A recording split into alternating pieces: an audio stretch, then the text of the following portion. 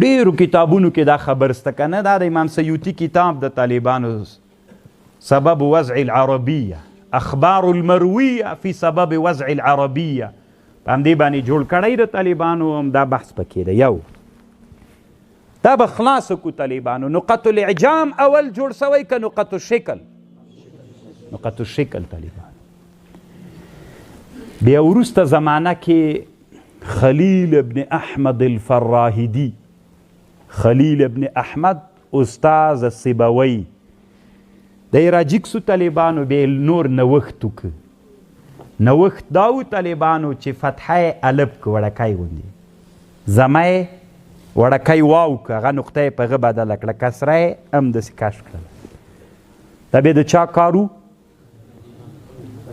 دا د خلیل ابن احمد الفراهیدي د هغه دا کار وکړ. د یوه خبر شوه طالبانو. اولاد څوک نه و جوړ.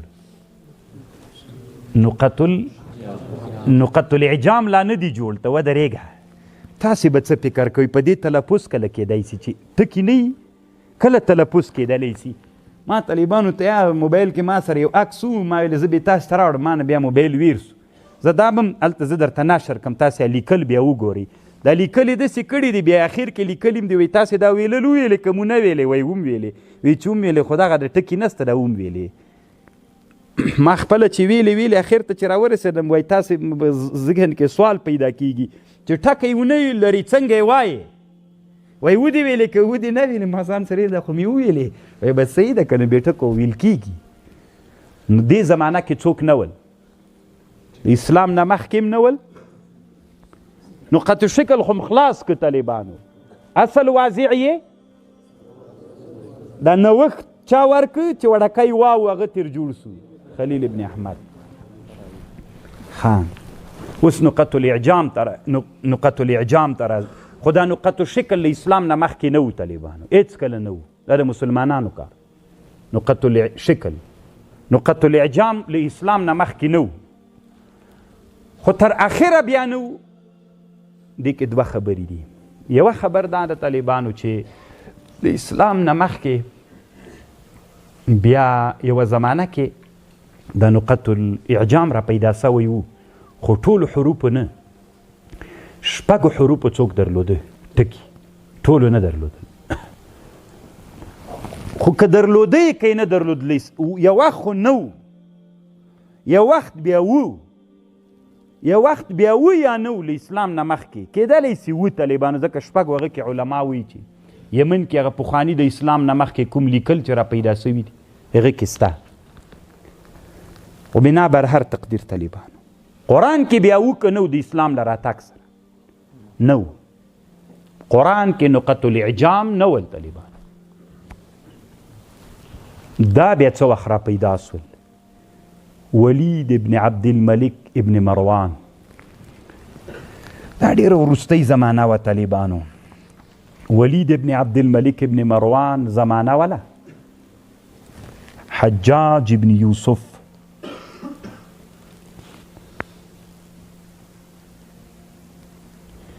عبدالملک ابن مروان ورته ویلي چې د اسلام دا خطه، د اسلام دسترخوان ډېر اوږد سو، عربو سره عجم ګډ سول، نو ته قرآن دپاره حجاج ابن یوسف ته یې ویلي وي ته داسې چالو که د قرآن دپاره څوک جوړ که، ټکي جوړ که، نقط الاعجام جوړ که. بیا حجاج ابن یوسف دوه نفره راوغوښتل، نصر ابن عاصم اللیثي، یحیی ابن یعمر العدواني. دغه دوه کسانو ته امر وکړو چې ته قرآن څنګه که، ټکي ورکه. خو طالبانو دوی ته بیا خبر لږ اسانه وه، ځکه له دوی نه مخکې تیار چا څوک جوړ کړي وو. نقط الشکل خو ابو اسود علي کړي وو. نو نقط الاعجام طالبانو له نقط الشکل نه ډېر وروسته تقریبا بیا څوک سوی ده را پیدا سوي دي. خو حجاج ابن یوسف په امر د ولید ابن عبدالملک ابن مروان خلافتو، د یحیی ابن یعمر العدوانی او د نصر ابن عاصم اللیثي، د دوی دواړو په ابتکار باندې دوی دواړو ابتکار وکړ، نو بیا نقط الاعجام هم سو. اعجام ځکه ورته وایي طالبانو اعجام د عجم نه ده. عجم یعنی د عجمو دپاره دا ټکي را پیدا سوي، کنې عرب دی هغه ته ضرورت نه لري که دا ټکي نه یم عرب لیکنه ویللی سي، دا د عجمو دپاره را پیدا سوي دي. تاسې خبر پوهېږئ؟ جرد القرآن، قرآن مجرد کوي، دا شیان مه هغه کوئ، باید ټکي نه نقط شکل ولري نه نقط الاعجام، دا د آیات علامه، بیا د رکوع علامه، دا شیان خو بیخي وروستني دي. بیا که تاسې غواړئ طالبانو چې په مسئله باندې یو پراخ تحقیق وکئ، چونکې تاسې ته په ژوند کې فکر کوم چې دا اول وار مسله وي چې دا مو واورېده چې یوه زمانه و ټکي نه ول، دا څه نادره ده. ما تاسو ته ړومبی ویلي چې اوس زمانه کې قرآنونه شته، اوس داسې قرآنونه شته چې د عثمان صاحب زمانه کې لیکل سوي، مصر کې منسوب دي ورته، خو علما د علم تحقیق وایي چې هغه قرآنونه موږ ګورو هلته نقط الاعجام و نقط الشکل شته، نو عثمان زمانه کې دا کله ول؟ خبر پوهېږئ؟ نو خو دې نه معلوم سول طالبانو چې دا وروستنۍ زمانه کې دي، عین هغه قرآنونه نه دي.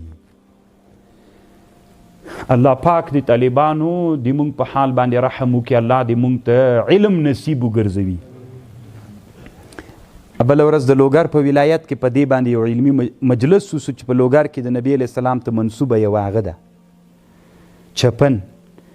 نو علماو خو هر چا خپل رایه وه، ما ورته ویلې دا به موږ هلته منو چې موږ یو علمي بحث پې باندې وکړو. لکه د نبي علیه السلام چپن هغه وخت کې چپنې د چی نه جوړېدې، په دې موږ بحث وکړو. وایي په دې قرآن لیکل سوی د همغه زمانه کې، اوس موږ بحث پې باندې وکړو چې دا لیکل هغه کم طرز د خط ته، دا ټول طالبانو علم چې در سره یې بیا ډېر مزخرفات سړی نه مني. بیا چې علم در سره یې طالبانو چې څوک خبره وکړي که علم قانون ته برابر ومنل کېږي که نه یې خواته که دا موږ نه منو سړیه ته هسې مازغه خراب دي. نو الله دې موږ کې څوک پیدا کړي. نو دا طالبانو په دې موضوع دنیا کې ډېر کتابونه شته، خو یو کتاب طالبانو همدغه کتاب د المحکم فی النقط المصاحف، المحکم فی النقط المصاحف، د قرآن د نقطو په اړه باندې. زه به طالبانو هسې یو دوه درې خبرې دلته نورې درته وکړم چې الله وکړي تاسې په دې خبر که لږ داسې مو سر نور هم پې خلاص شي.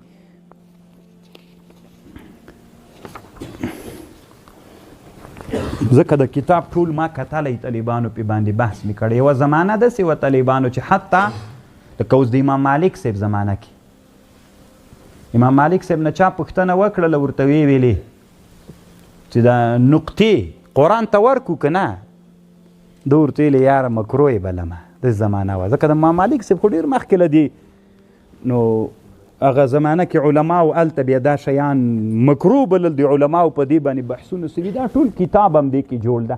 هسې یوه خبر درته کوم طالبانو، هغه زمانه کې چې قرآن لیکل سوی وو، دا حمزه نه وه، حمزه به په زیړ رنګ لیکل سوی وه، حمزه هم ټکی و هغه زمانه کې.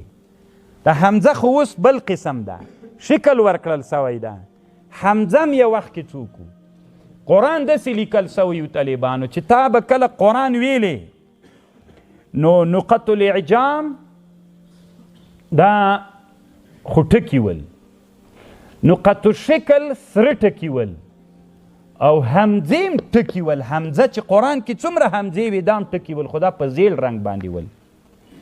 والذي يستعمله نقاط أهل المدينة في قديم الدهر وحديث من الألوان أما الحمرة فلحركات والسكون والتشديد والتخفيف، وأما الصفرة فللهمزات خاصة. اسې ځان ته رنګونه ول. بیا طالبانو د دې کتاب په آخر کې یو بحث راوړي، ډېر ښه بحث د طالبانو، دا د الفونو بحثونه کوي، د بیګانو بحثونه کوي. د هغې دپاره ځان ته ټکي ول نقچې پې باندې کوي. یعنې مطلب مې دا ده چې دا کتاب مې راوړی، د دې دپاره مې راوړی طالبانو چې دا کتاب به پیدا کوئ، چونکې موضوع نادره موضوع ده، او چې تاسې علمي بحث پې باندې وکړي او دا کتاب در سره وي. نو المحکم فی النقط المصاحف د بل کتاب هم شته طالبانو، النقط د دغه عالم کتاب دغه هم له ما سره شته ده. نو الله پاک دې موږ او تاسې په علم کې لا زیادت راولي.